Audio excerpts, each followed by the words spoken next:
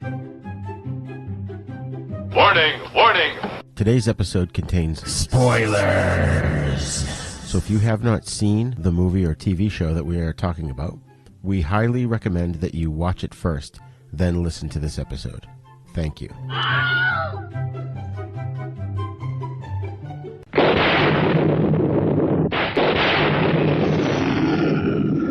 What kind of a sick school is this? Uh-oh, don't go!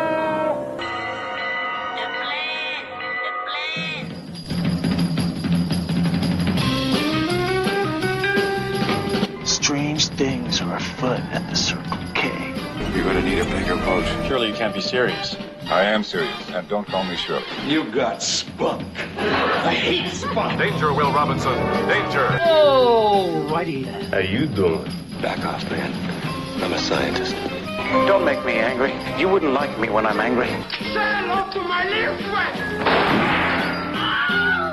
I love the smell of napalm in the morning. What are you people? On dope? Stop whining. I got a crap on deck that can choke a donkey. Who is your daddy? I'm sorry, but all questions must be submitted in writing. I'm sorry, Dave. I'm afraid I can't do that. Can I do that? I'll be back. A dynamite! Show me the money! Don't! Up your nose with your rubber hose. A what? I'm sailing! I'm sailing! Groovy. You want the moon? Just say the word and I'll throw a lasso around it and pull it down. Love means never having to say you're sorry. Here's looking at you, kid. We got no food! We got no jobs! Our pets' heads are falling off! Come to the coast and get together, have a few laughs. Hear that, Elizabeth? I'm coming to join you, honey. I'm not a doctor, but I play one on TV. I love it when a plan comes together. What we do is if we need that extra push over the cliff, you know what we do? Put it up to 11. 11, exactly. One louder. Why don't you just make 10 louder and make 10 be the top number and make that a little louder? These go to 11. We're on a mission from God.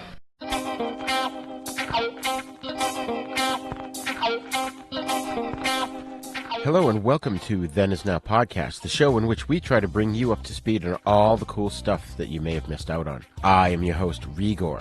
When Joe Lemieux was here last, we covered the 1953 classic War of the Worlds. Continuing our classic Sci-Fi Films sub-series here on Then Is Now, Joe once again joins me and we're going to discuss Invaders from Mars, also from 1953.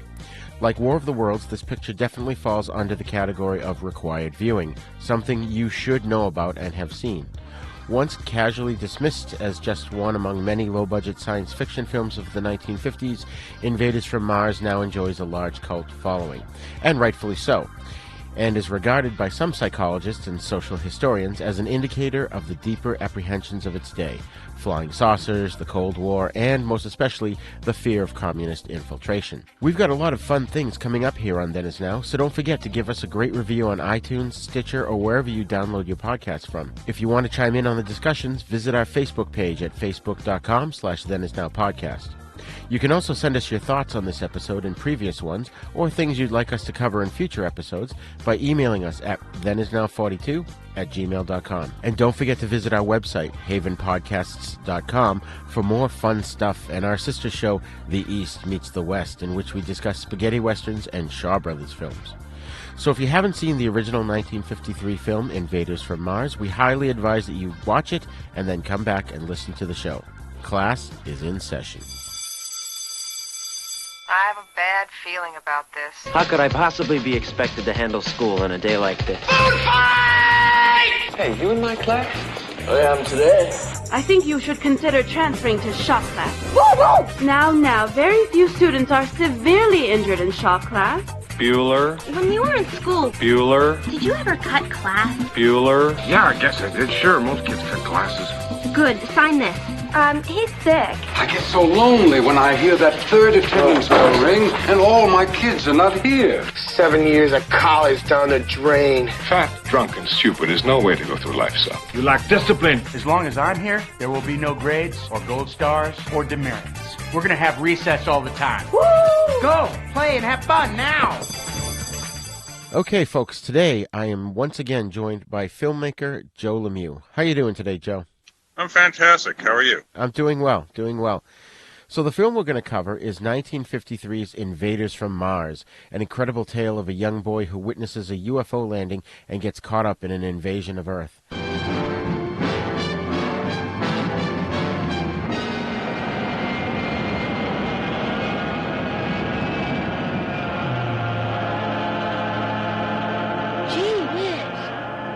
Invaders from Mars. He saw them land from outer space. He saw them capture innocent people only to destroy.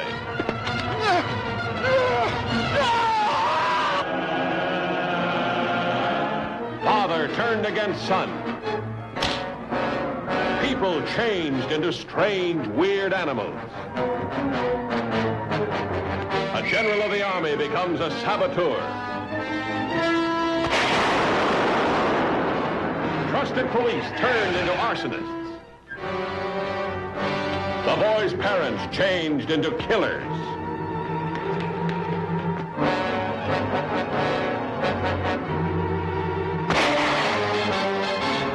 But nobody's getting anywhere out there. Nobody can locate anything. Anybody. The Martians. We've got to start the... Invaders from Mars, capturing humans at will for their own sinister purposes, turning them into diabolical instruments of destruction.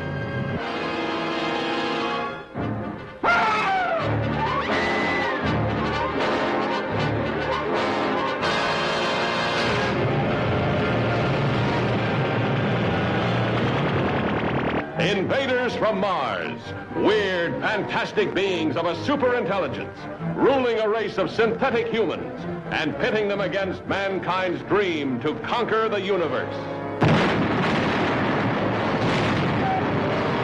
Come on, step on it. Search every tunnel. We gotta find Ronaldo and the kid. When the colonel gives the signal, get back here on the double.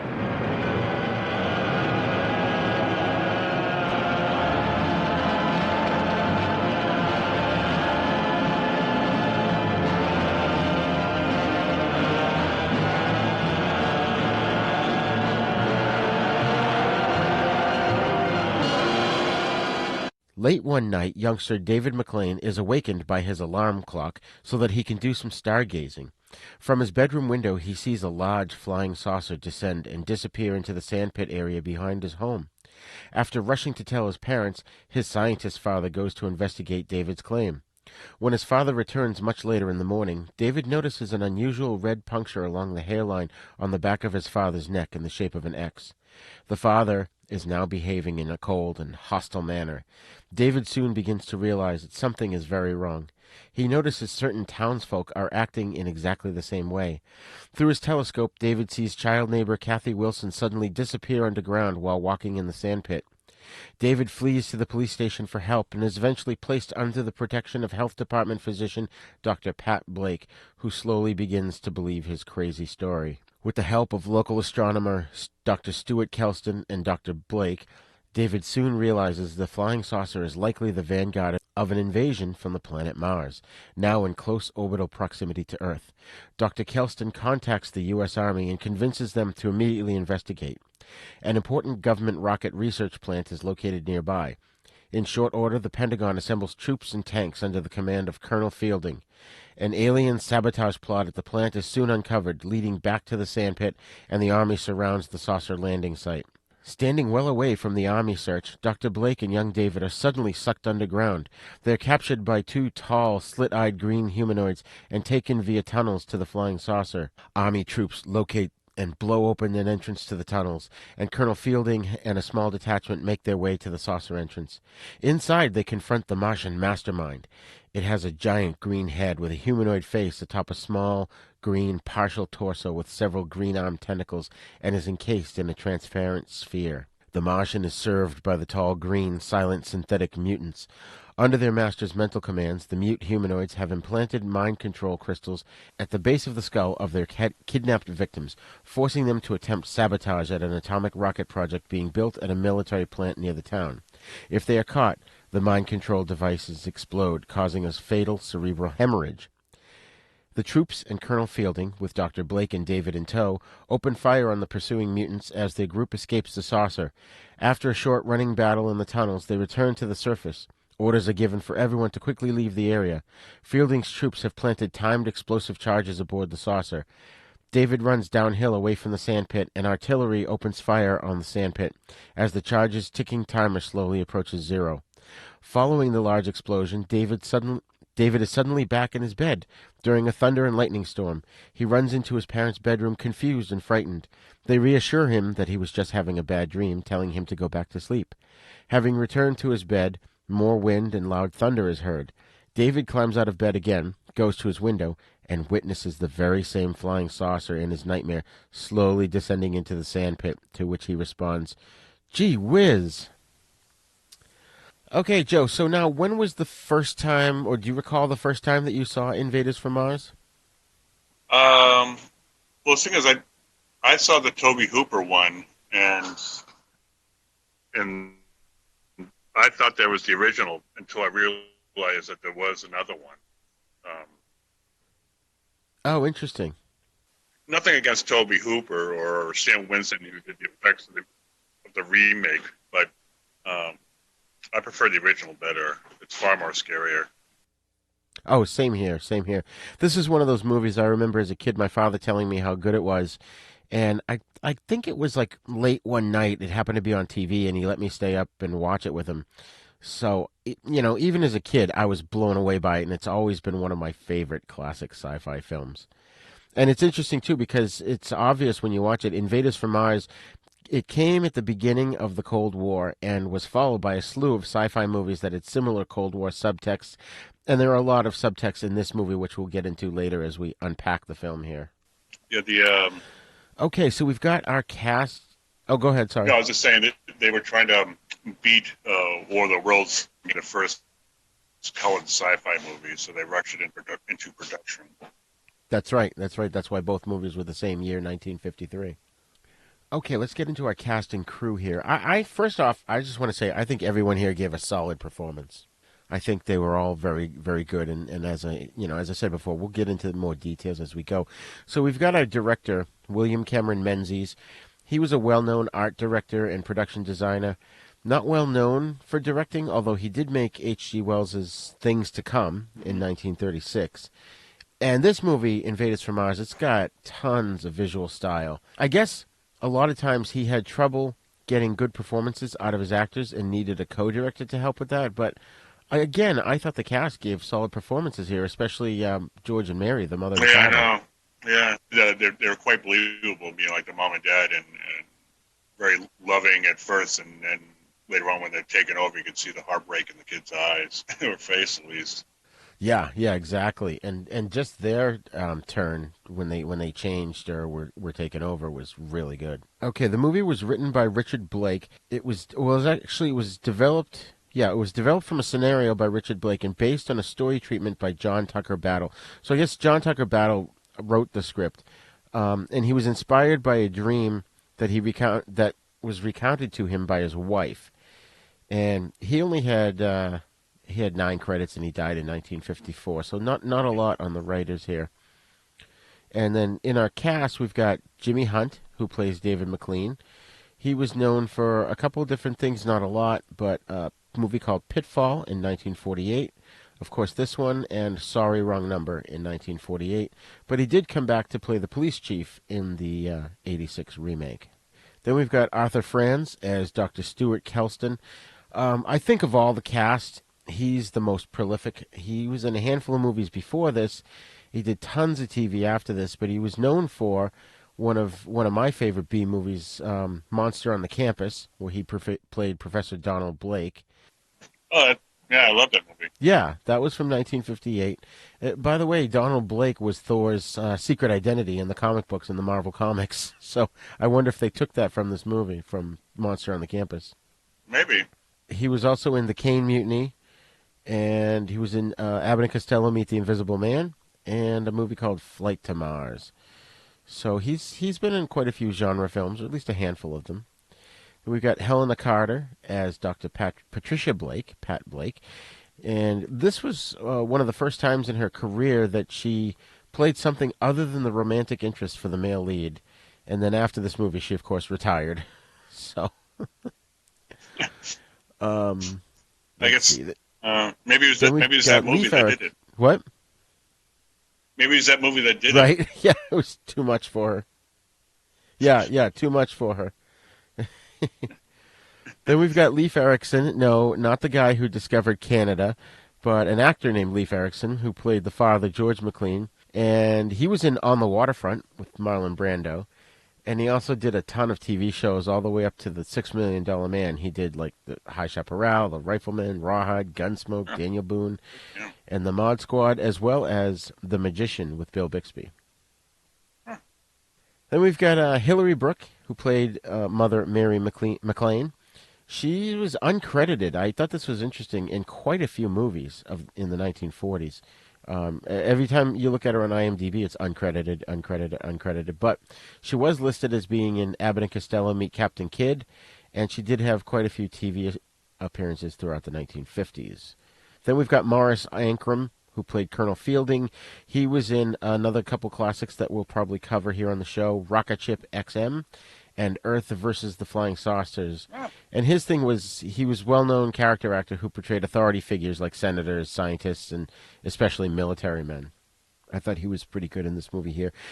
And really, I have to say, the one that stood out to me the most was it was a brief role, was Barbara Billingsley as Kelston's secretary. Yes, Leave It to Beaver's mom, as well as the lady who spoke jive on Airplane.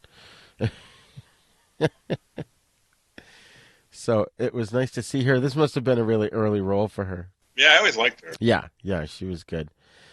So, and then now when we get to the music of the film, the score, which is really good, it's well, first of all, let's describe it to the audience. It's got this ethereal, rhythmically wavering tonal composition, and it's also sung in unison by a choir.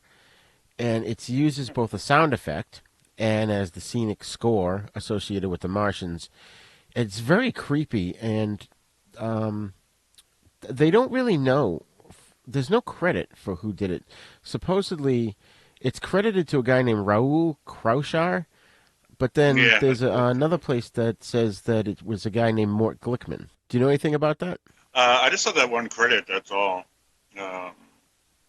It almost kind of reminded me of like early like Tangerine Dream or like Carpenterish, I guess, kind of. Like pre-John Carpenter. Right, like they don't use the theremin like in Forbidden Planet. This is it's the voices of the choir making this weird kind of sound that I just find it creepy, especially like every time the sandpit would open up to suck somebody in, you heard that music.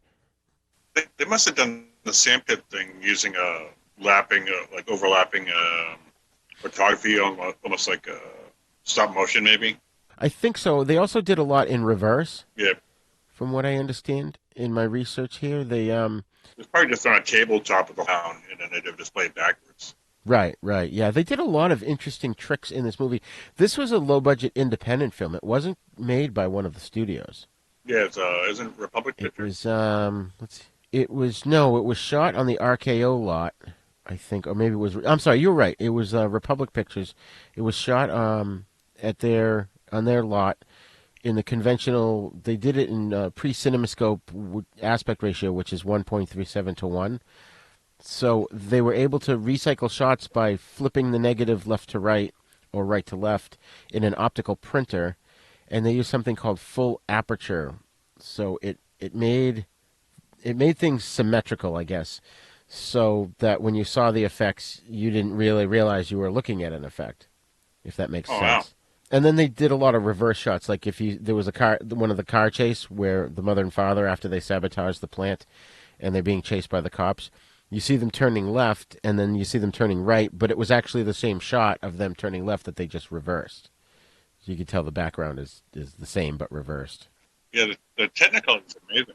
Oh, yeah. And it was a different kind of color. It's actually super Cinecolor, but before I get into that, they used this full aperture procedure on shooting the sandpit scenes, so when people were falling down or falling up, without resorting to an optical printer stepping backwards. So this was done by the expedient shooting of the falling down scenes conventionally, but then shooting the falling up scenes with the camera upside down rotated about the optical axis of the lens and then reversing that shot for the end to end during negative assembly, so it made the sand appear to move upwards. If that makes sense. I was doing research on this, and it was a lot of stuff that was kind of going over my head. For something that's a low budget, it looks amazing. Oh, yeah. Where did you watch it? Like was it on a streaming service, or do you have the DVD? I watched on YouTube at home, and then I watched it here on YouTube at work. Okay, yeah, I watched it on Tubi. So it wasn't a great print of the film, but it was so good to begin with that it was hard to not look good. You know, the colors were still rich and all that. And this Super Cinecolor apparently required an optical printer to extract the separations, and this was necessary for its 3-color process because they had the red cyan printer and the green magenta printer printed on the opposite sides of the film, with a blue and yellow printer printed over one of the sides. So one side would have 2 colors and the other side would have 1 color. Unlike Technicolor, which is a 3-strip process where all the colors are printed on one side of the film stock. So I thought this was an interesting effect to get the colors look so rich. Yeah, it kind of reminded me of the colored films done by Paul Pressburger, like The Red Shoes. Right. Colonel Blimp. It was very vivid, almost like 3D. And that's funny that you said that, because there was rumors people thought this movie was in 3D at some point, and it was not in 3D, but it looks like it because of the way they filmed it. Especially with the end credit title where it says "The End," and it looked like it would be in 3D. Right. And yeah, so the shot of the hill with the fence on it, I mean, first of all, that's very iconic. When you see that, it's so recognizable. And I didn't really notice until this time around, because they pointed it out, that the fence actually didn't go into the ground at first. It was only after the ship landed that the end of the fence was kind of sucked into the ground as well. Oh. But they did that, and this was interesting because I'm not sure, I'm going to read this here because I'm not sure if I understand it 100%. The shot of the hill with the fence that goes down into the sand pit, which, by the way, we never actually do get a good look at the sand pit. It was usually a static shot when they showed it. But then they used reversed force perspective, that's one of those things where a deep set is purposely made to appear shallow. So it looks like a matte painting. You're watching it and you're thinking it's a matte painting, but then the characters walk up the trail following along the fence. That kind of blew me away, because at first I thought it was a matte painting. I'm like, oh, and there he goes. Yeah, exactly. And I think they did that in lieu of doing actual 3D. They did that just to simulate that experience. But you had a lot of other interesting effects here.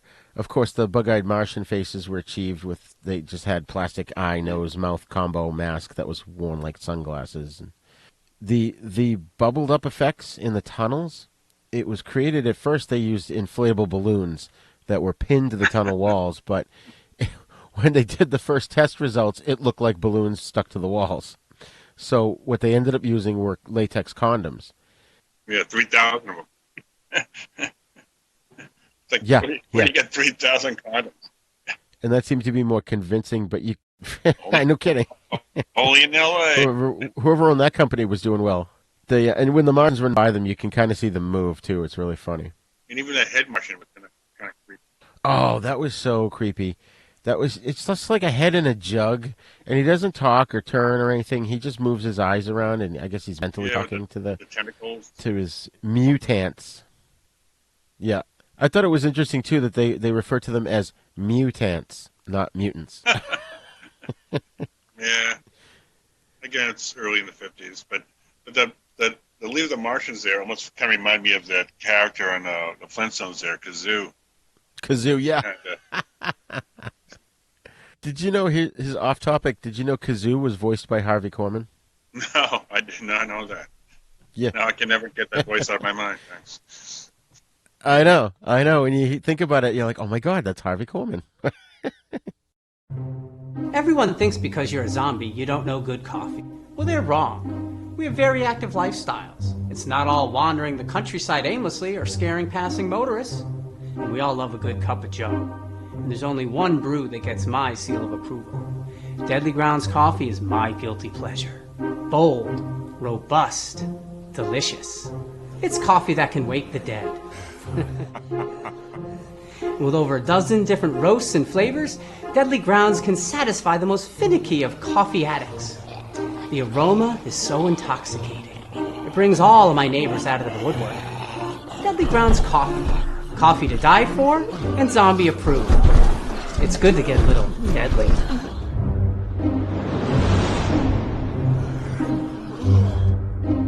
Use the front door! Oh, they're so disgusting. Greetings, this is Mr. Lobo. Are you a sinsomniac? Do you stay up late and watch what normal people call bad movies till dawn? Black and white low-budget potboilers, box office bombs, West German talking car movies, rock bands versus monster movies, broken down school films, midget zombie and midget spy flicks, guys in gorilla suit movies, even old TV commercials, inappropriate cartoons, drive-in snack bar ads, and worse? Well, we like to say they're not bad movies, just misunderstood. Stay up late with Miss Mittens, your host, Mr. Lobo, and a revolving door of special guests, fellow horror movie hosts, robot monsters, and lovely Real 7 girls for a late-night TV slumber party that we call Cinema Insomnia. You can watch us on channel OSI 74 for Roku. We even have some episodes on Amazon and Alpha Video DVD. You may never get a good night's sleep again.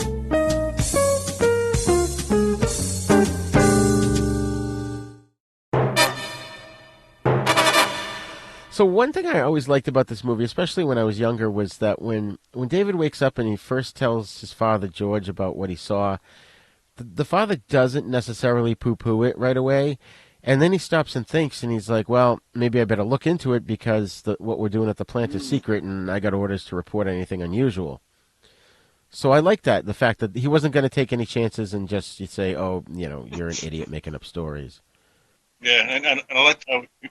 I also liked how he was looking to the telescope with his son, like he was like a kid himself. Right, yeah. And he was a scientist to begin with, so the son kind of followed in the same footsteps. It wasn't like the typical dad's like, go to bed now, or you won't be sitting down for a week. Right, exactly. And I think he was a little annoyed, but he still had like a smirk on his face, and that was cool because of the transformation from when he's taken over. Contract. Yeah. And that was a creepy scene. And that always bothered me as the father just suddenly turns. And he was cold and, he was kind of stiff. He was serious and sinister looking, all at once. And I thought that was some great acting right there. Yeah, especially when you thought it was suspicious when you noticed the slipper was missing. Right. And then, of course, David notices the X on the back of the dad's neck, and when he starts to ask about it, the dad backhands him and tells him not to spread stories about what he's seen. I was like, whoa. Yep, 1950s. Yep. And I thought that was interesting, too, that the mother comes in, and rather than be all upset that he smacked the son, she's just like, okay, David, why don't you go outside, and I'll make your father some toast, Again, 1950s. Right, right. Yeah, that lead alien thing with the tentacles, Bob Burns owns that now. Really? Yep. That's... And it actually makes an appearance in the remake. It's in the background there. Oh, interesting. All I remember from the remake was Karen Black, swallowing a frog whole, and I just remember thinking how stupid that was. Yeah. It's too bad. I really like Karen Black, too. So David, but I think go ahead. The ending was altered in the UK version, right? It was the for some reason they didn't like it. They didn't think it was long enough, so they added 8 minutes to it, and they didn't like the ending. Now we can jump ahead and talk about the ending here. So the soldiers get down there, they rescue Dr. Blake and David, and they set charges to escape. And the final quarter of the film is really exciting with them trying to get out in time and the aliens sealing up the walls with their ray gun and everything. And David goes through this weird flashback where basically, like, the only way I could describe it was like all the events of the 1950s, the 1950s. I'm sorry, all the events of the past 24 hours, just like run through his head, sort of like your life flashing before your eyes. And I think that was padding. Close up too. I took that to be padding in the film, just like a lot of the stock footage to me felt just like the movie wasn't long enough to begin with, so they added all that stuff in. But the British version, they didn't like that. They didn't think, first of all, they didn't think the film was long enough. They didn't like the fact that it all turned out to be a dream. So they released it in 1954, but before they did so, they actually shot additional footage to lengthen the observatory scene. And then the dream narrative, they changed that completely. So they added like 8 minutes, and they filmed it. And obviously the kid, Jimmy Hunt, who played David, he was older looking. You could tell he was taller. And there's a scene where he's got a sweater vest on, and then he doesn't have it on. And Dr. Kellstrom's tie is untied, and then it's tied again. So that whole scene where they're in the observatory talking about the Martians, it's just bizarro. Apparently, I think it's on the 2002 disc. You can see the British version. Yeah, it's similar to the ending of Invasion of Body Snatchers, kind of. Yeah. You know, it's funny because I was thinking of Invasion of the Body Snatchers when we watched this, but this was a little more upbeat, and not everybody was turning. It wasn't a complete no-win scenario like Invasion of the Body Snatchers was. And I guess this movie was an inspiration for Larry Cohen's TV series called The Invaders. Oh, really? Yeah. Oh, interesting. I didn't. He said he was always inspired by that movie. Oh, that's cool. I love that show, The Invaders, with Roy Thinnis. That's a great show. Mm-hmm. And this movie also inspired Don Coscarelli, who made Phantasm, to be to not only be a filmmaker, but he also had some plot similarities in it. And also, yeah, that's right. The movie Iron Giant by Brad Bird references this movie as well as a bunch of other cool sci-fi films from the 50s. Yep. And then we got, you got David, who's trying to tell people what happened. He sees the neighbor girl, Kathy, get sucked into the sandpit. He goes over and tells her mother, and of course the mother absolutely doesn't believe her. Why are you telling these lies, kind of thing. And then Kathy shows up, and she's changed too. And I thought she did an okay job of portraying, someone who is under the control of the aliens. Yeah, definitely.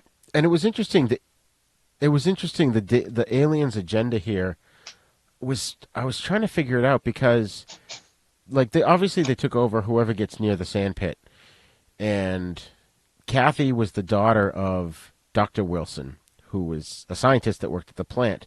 So the aliens had an interest in the plant. One thing that I thought was kind of bizarre, though, is when David first tells his whole story to Dr. Kellstrom immediately postulates that, well, the Martians must have created synthetic humanoids to use as slaves, and they're coming to this planet to take over, and because their planet's dying. And he just has all these wild theories that how the heck would he know any of that? No. Lucky guess. At least, like, right. And they go after the Dr. Wilson's daughter, and she torches the house, which I thought was interesting too, because I guess maybe they wanted to kill Dr. Wilson and stop whatever he was doing at the plant. And what do you think? Yeah, that makes sense. But it seemed like they just trying to put it in like some kind of action scene, just for the sake of putting in an action scene. Yeah. The script is a little disjointed in that respect, because the mother and father go to the plant, and the mother's the getaway driver, and the father tries to assassinate Dr. Wilson through the window with a rifle, but that doesn't work. And then there's two cops try to blow it up, and they get caught, but then of course the implant in their heads explodes, and they die right on the spot.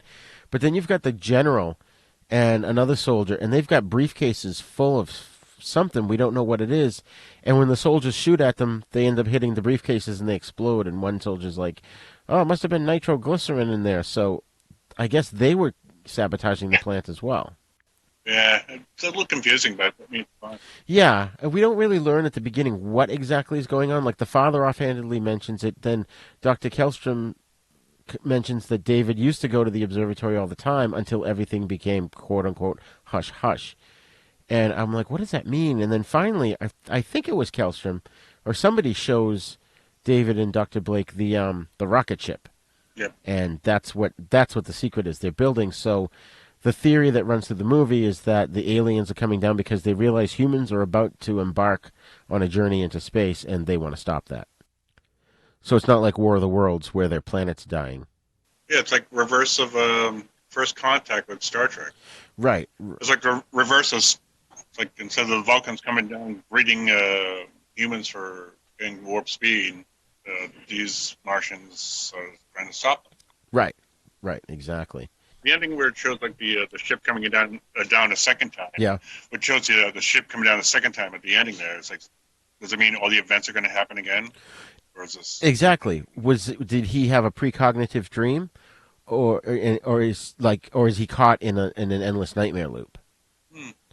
You know, that I always liked that ending. I always thought that was cool because it left it so ambiguous that it left it up to your imagination. You know, and one thing about this film that I love are the sets, that the way, like the police station and even the Dr. Wilson's lab and elements of the alien ship, they're all oversized in this sort of kind of sky captain looking kind of way. Yeah, definitely.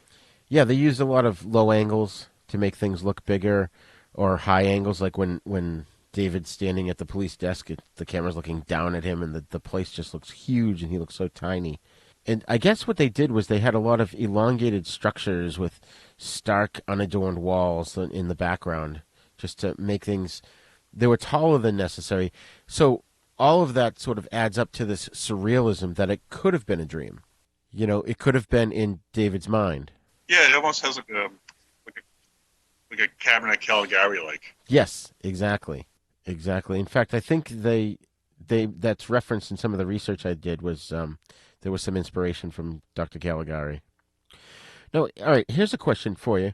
So, David goes to the police. They throw him in a cell because they think he's nutso, and of course the chief is obviously turned, and he I forget what he said. He was going to go talk to the parents or something, and so he just basically tells the sergeant, lock the kid up until I come back. When did the chief get turned? He didn't go to the sandpit as far as we saw, as the audience. No, I don't know. I thought that was really okay. I mean, obviously it happened off camera. That's safe for the sequel, right?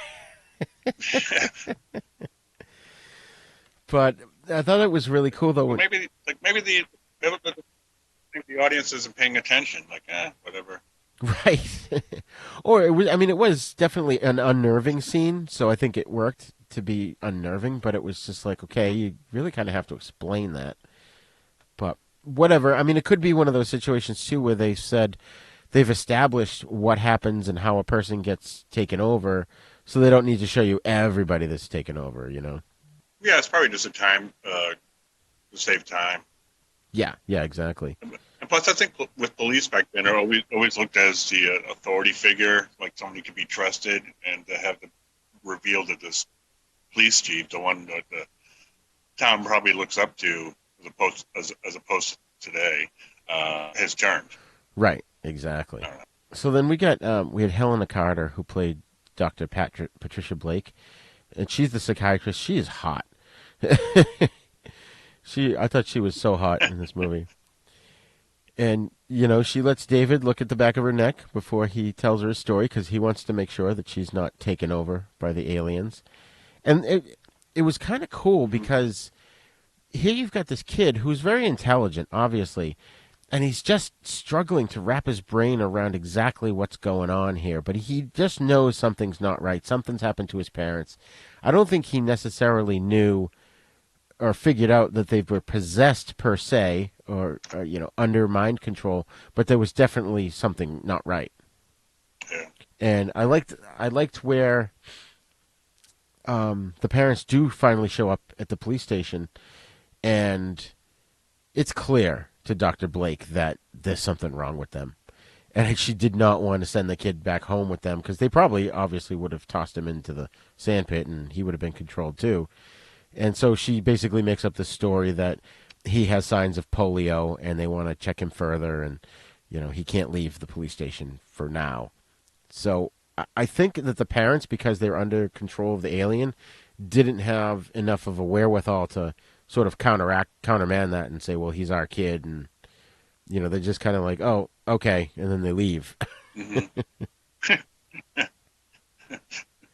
Yeah, the psychiatrist was hot. Was she the one they put on like that cube in front of that leader of the aliens? Yeah, they put her on the table because they were going to put the implant in her head too. But first they have her face up, and then they turn her face down. I'm like, nice. Yeah.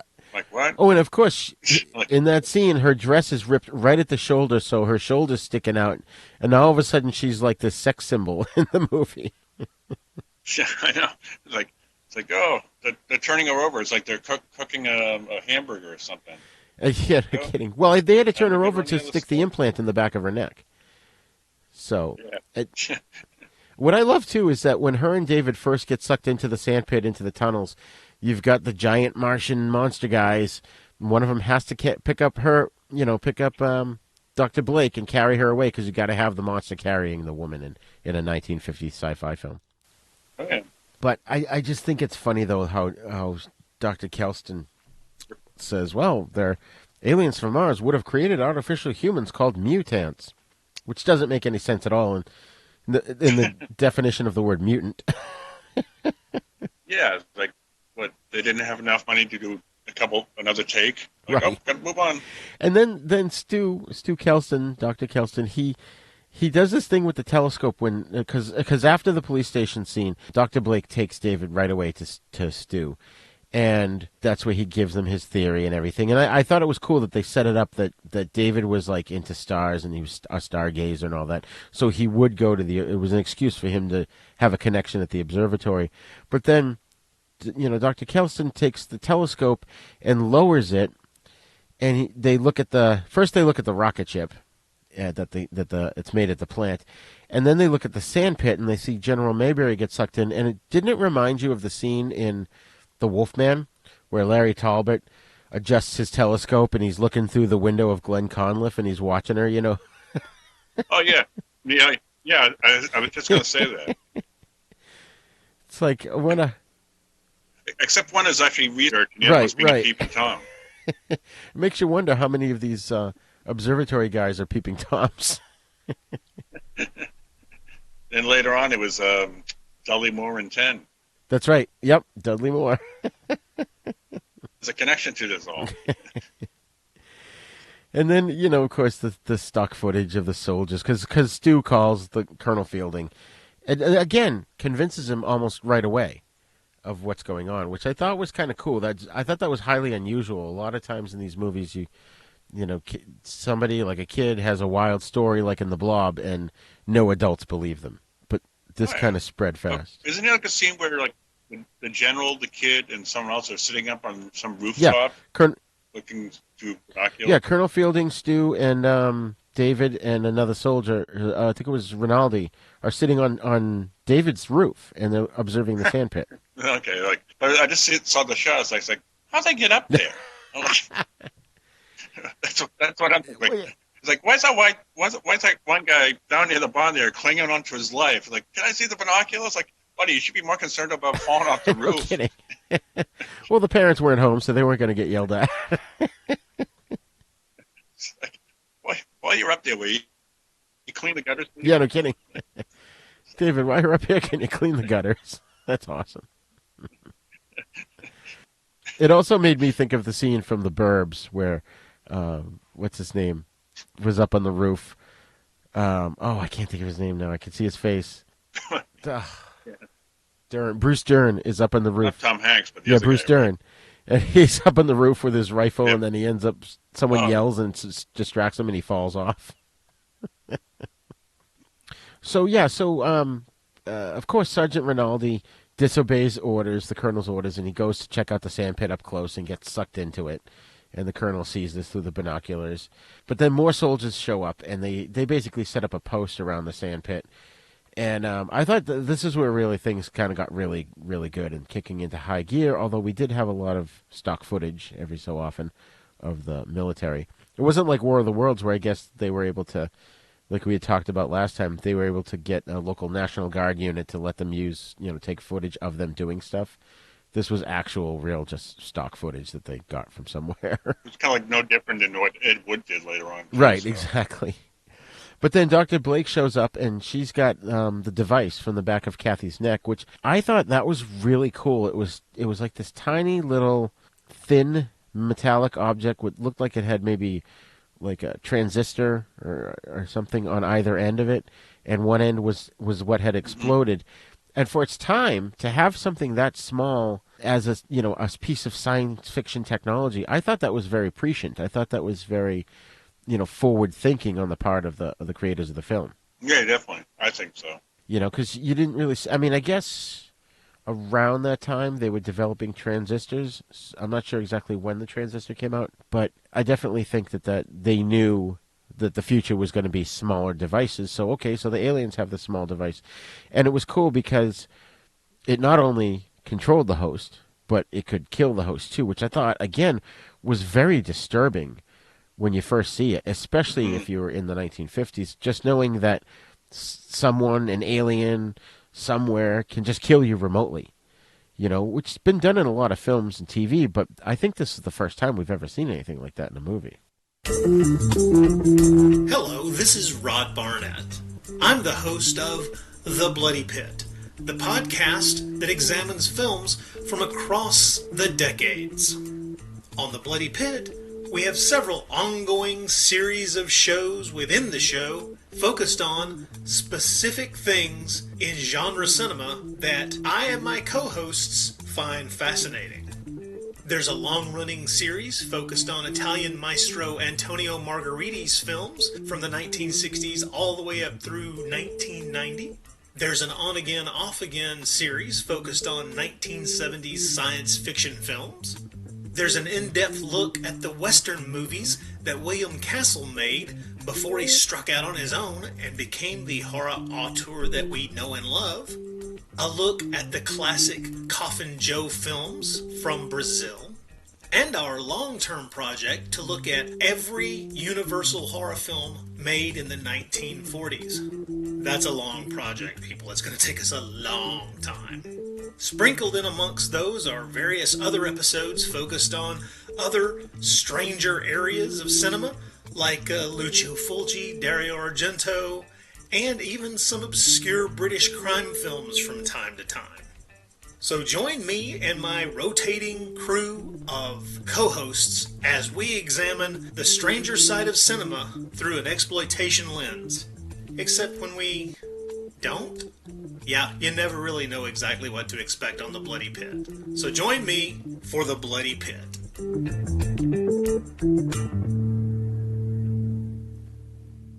Hey, cats and kittens, do you remember the 50s? Jukeboxes, hot rods, malt shops, and sock hops? No, not really. Oh, well, do you remember that TV show Happy Days? Fonzie and Richie and all like that? Sit on it, etc.? Kind of. Then join us for These Days Are Ours, a Happy Days podcast where we watch every episode and give you the lowdown on what it all means. Find us at thesedaysareours.libsyn.com and follow us on Twitter at Fonzie Podcast. Be there or be square. You're sure you don't remember sock hops? Sorry, no. Okay, then.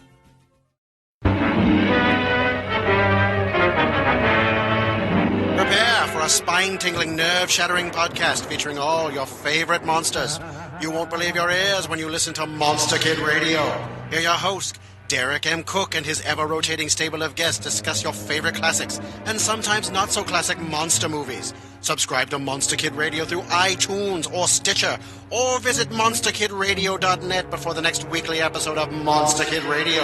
Go through the archives for interviews with Sarah Karloff, Victoria Price, and Joel Hodgson. Listen to discussions about movies like Creature from the Black Lagoon, Island of Terror, and King Kong. And don't forget convention coverage from Monster Bash and the H.P. Lovecraft Film Festival. Classic Monsters, Modern Talk, and the Head of Rondo Hatton. Only on Monster Kid Radio.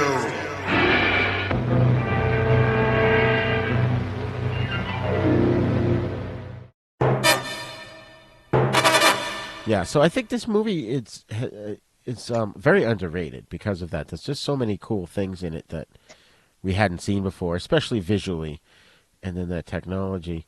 Plus being very creepy, too. Oh, yeah, yeah. So the suits that the Martian, the mutants were wearing, they were created by this lady, and she whipped them up literally like overnight. And just that's why they look like they're, almost like fur pajamas. And you can kind of see the zipper seam in the back. So you could, watching the movie, you could either determine, well, that's just an outfit that they wear, or that's their skin. Yeah, they almost look like onesies. Yeah, yeah. And I guess the director, speaking of onesies, director Menzies, had he created all of these different storyboards and artwork of how the film was supposed to go, and for whatever reason, the pictures got lost, and it wasn't like he had stored them in his computer. They didn't have them obviously back then, so the actual drawings of the storyboards and how the whole film, he had the whole film laid out in drawing form. And it disappeared. All the pictures disappeared, and so they had to kind of scramble at the last minute. And they really weren't doing too well in terms of getting things going, and they still managed to get it in on time and under budget. Yeah, because it was rushed into production, from what I remember, so they could be War of the Worlds. So. Right, exactly. But it doesn't look rushed though. No, it doesn't look rushed at all. I mean, yeah, we did mention a couple of story gaffes and whatnot, but overall, I think it holds up to this day. I think it's thrilling, especially for young kids to watch it. I had my grandson watch it, and he was 3, and he really enjoyed it, especially when it kicked into high gear when they were fighting the Martians. The budget apparently reportedly was under $150,000, and it was produced independently by a guy named Edward L. Alperson Sr., and it was released through 20th Century Fox in May of '53. So I thought for $150,000 they made it look like more than that. Yeah. One thing that was very effective in terms of subtext that we had mentioned at the beginning of the show, first of all, how many kids, after seeing this film for the first time, especially back in the 50s, woke up the next day wondering if their parents were not what they seemed? That nightmarish element alone I thought, really helps the film. Would you agree? Mm-hmm. Yeah. No, I can only imagine. Right. There were times when I thought my parents were who they were when I woke up the next one, too. So. Interesting. And, the height of the communist scare, the notion that seemingly ordinary people might be engaged in a secret conspiracy to subvert the workings of the everyday world, that's one of those things that was out there. And the sci-fi films at the time capitalized on that. Oh, yeah. That year we also had It Came From Outer Space, which was actually only came out a few weeks later because this was released in May and that came out in June. And it kind of struck the same note. So, in that movie, though, the aliens weren't just hostile. They could also transform themselves into to look like ordinary humans. Ray Bradbury, I believe. He wrote It Came From Outer Space, yeah. Oh, and the Martians are tall. They must have got like 7-foot guys to play the mutants. Yeah, maybe just cast tall people, tall actors. Yeah. And I just love the shot of when you're looking down the glass tube above the Martian operating table that they put Dr. Blake on, which that was a matte painting. And it just gave this set that, that oversized look. I just love the look of this movie. Yeah, this gave it that, it had a depth to itself. It wasn't just on a soundstage. Right, exactly. And of course, Sergeant Rinaldi was the one who defied orders and ran over to the sandpit and got sucked in. And the alien, the head, who's literally a head, the head alien. I know. I love the irony in that. Basically, he's speaking through him. And this was a weird scene because he's speaking through Rinaldi, and then David asks him, who is he or what is he or something like that. And I called him Headley in my notes. So Rinaldi's referring to Headley in the third person, even though it's him talking, because he says, he is mankind developed to its ultimate intelligence. These are his slaves existing to do his will, just as you will. What are they doing up there? Meaning he was referring to the explosions up above. Well, first of all, if they can see that people are walking over the sandpit and suck them in. Why can't they see that the army's dropping bombs on the place? Yeah. I mean, especially if Headley can see all this stuff, he should. Right. She should be able to see what's going on outside, too. Headley Lamar. But then, and also, why are they asking what's going on? They're obviously explosions. The Martians are not unfamiliar with explosions. You would think they would know that the humans are trying to, root them out. I don't know. We're not supposed to ask those questions. So, and then the soldiers come in and they shoot the mutants, or one of them anyways, and they shoot him like a ton. And he goes down, and they run past him, and he gets back up again. I thought that was like, oh man, that's pretty scary actually. But then one soldier was really cool. He had a Tommy gun, which I thought was awesome. Did you notice that? Yeah, that was cool. Yeah, that was awesome. And then the colonel's plan is to blow the alien ship up and blow them back to Mars, which I thought was great.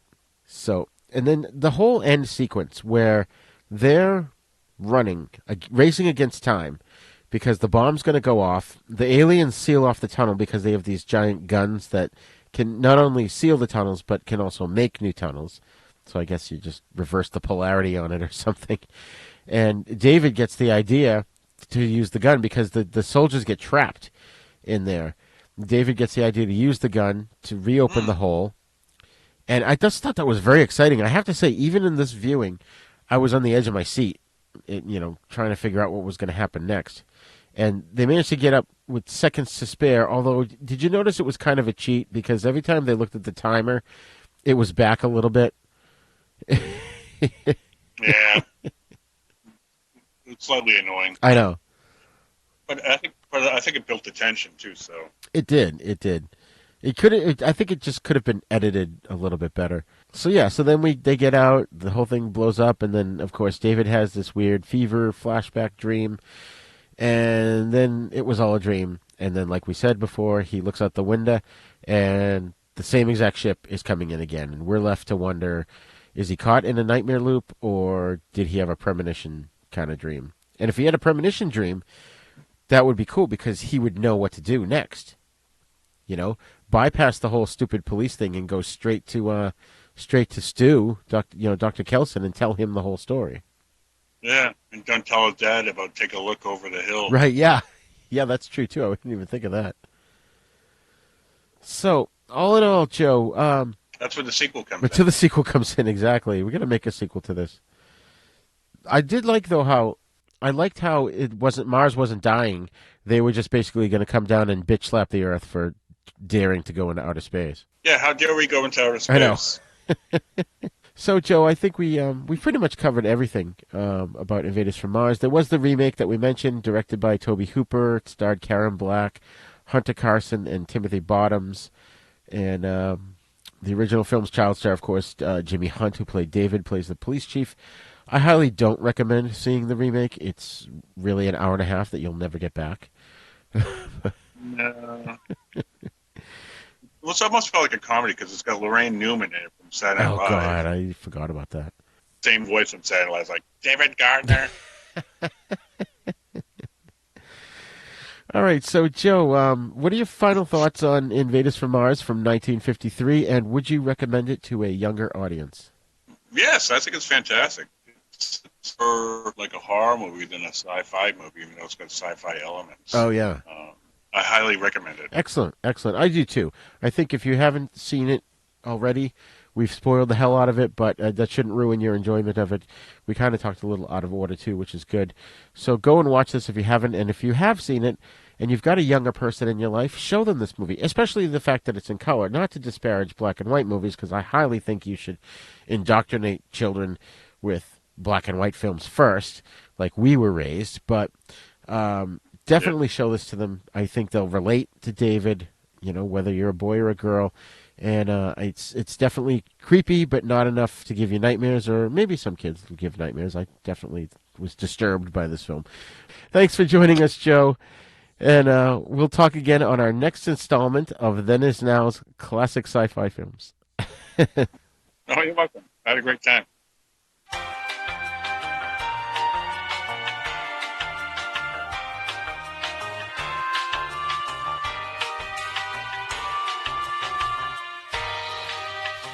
Well, we hope you enjoyed this installment of our series on classic sci-fi films that you should see. I highly recommend watching Invaders from Mars if you haven't, and also you need to show this to a young person in your life so that they can enjoy this fun film as well. If you want to send us your thoughts on this or any other Then Is Now episode, please email us at thenisnow42@gmail.com. You can also join in on the conversation at our Facebook Then Is Now podcast group, so spread the word. Visit our website at havenpodcasts.com, where you'll find all kinds of fun stuff, including our sister show, The East Meets the West, in which we discuss Shaw Brothers films and spaghetti westerns. Then Is Now podcast is on YouTube now, so please visit our YouTube page at youtube.com/user/UncleDeath1 and hit the subscribe button. And please share that link with your friends and get them to subscribe as well. And if you enjoyed this episode, please go to wherever you download your podcast from and leave us a great review so that others can find the show. We hope you had fun learning about another classic sci-fi picture. Class dismissed. The Then Is Now podcast is intended for entertainment, educational, and informational purposes only. Sounds, music, and clips played during this podcast are the property of their copyright holders. All original content is copyright Jupiter Media.